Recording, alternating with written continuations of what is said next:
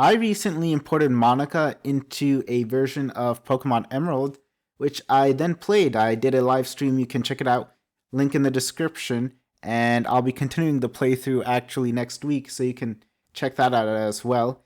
In case you're wondering how I did this, well, I'm not like some super duper hacker, but I basically used an editing tool and switched Deoxys in the game file to change to Monika, and then gave her custom stats, and you can see her move pool right here. She has Sing, Charm, Sweet Kiss, and Hyper Voice, things which I think suit her, you know, with her vocal attitude, though I would change her moveset later on just to be more optimized for battle, because this isn't a very good moveset.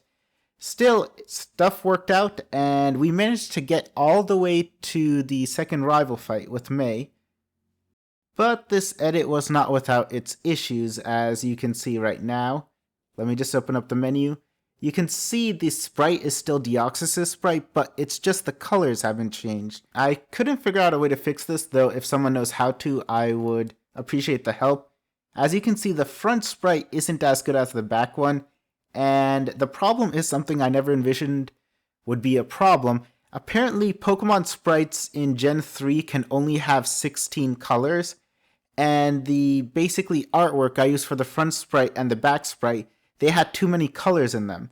And because of that, you can see her skin has been changed to a darker color because it's taking the color away from the other sprite, which I used for her back.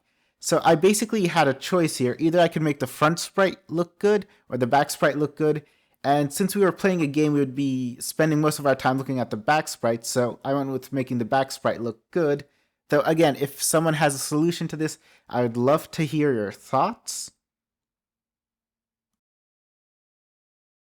And so this is basically what I reprogrammed Monika into, or rather what I reprogrammed Deoxys when I changed Deoxys into Monika. I made it a question mark type, which basically means that Monika doesn't have a type. I think that's very well suited for her, given she's supposed to be this entity from like another reality. Her gender ratio is 100% female, and I changed the egg group to human-like. For ability, I gave her Wonder Guard, and the reason for that is initially I wanted to make her very overpowered and give her like a one-hit KO move called Delete. But I couldn't really figure out a way to put in another move. So rather than that, I just made it so, you know, she bends reality so she can never be hit. Basically, this means Monika never takes direct damage from anything. Now, I'm not done modding this version of Pokemon Emerald yet. For one, some people were saying though that I should make a pre-evolution to her called Monika and have that evolve at level 18. That was a nice idea. I thought I would do that. I might be able to do this in Generation 4 as well. The only issue with trying this with later generations is that it becomes more complex to try to edit them. So I think I'll just be sticking to either Gen 3 or Gen 4 for now. Eventually, I do plan on making this patch public so you guys can play it too. The only issue is I want to finalize it, you know, make it as optimized as possible before I do that. There are some things though that I didn't change, like I didn't change the footprint, I didn't add in another cry, so Monika's cry is still the same as that of Deoxys's. And the color palette for the shiny is still basically the same. And there were some other problems I encountered.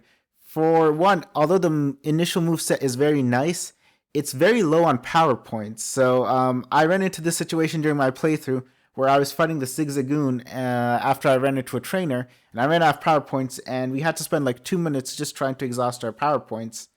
Of course, she gets a better moveset later on. It includes Spore, Belly Drum, Extreme Speed, and Shadow Ball. So I made her a physical attacker and gave her a moveset which would let her maximize her attack and take down her enemies. But I realized though that Spore was not all that optimal for the playthrough, and it actually would have been better if I gave her Recover, so that's something else I would like to work on. This is the Pokédex entry I made for her. It's a bit odd. The text didn't actually format properly. That's another thing I would like to change. I did manage to change the height and the weight though to more closely match Monika. As you can see, I wasn't able to change the footprint, but she's in the exact same spot Deoxys would be because she took Deoxys' place, basically. Now, though I haven't done so, I do want to port the other girls into Pokemon. So this is what I thought they might look like. For Sayori, I wanted to give her the ability Drought just because she's a ball of sunshine.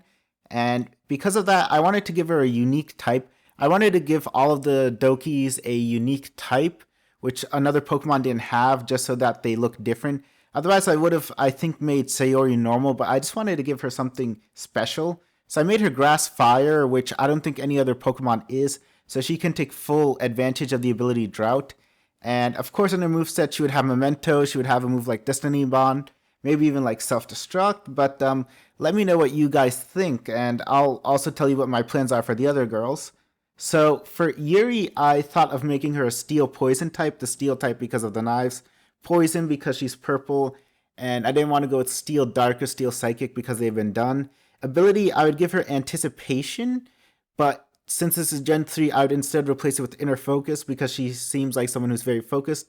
And moves, of course, would include Cut as well as other ones like Slash. Now, for Natsuki, I could have made her like a fighting type if she was Buff Suki, but I decided to make her Fire and Ice because she's kind of hot and cold. That's how you would describe a tsundere in English, I guess. And it's also very unique to be Fire and Ice. Her ability would be Intimidate because that's what she likes to do. And of course, in her moves, she would get all of the punches, including Fire Punch and Ice Punch. We could even give her a third evolution, like from Small Natsuki or Chibi Natsuki to Natsuki, and then to Buff Suki, where she's a fighting type.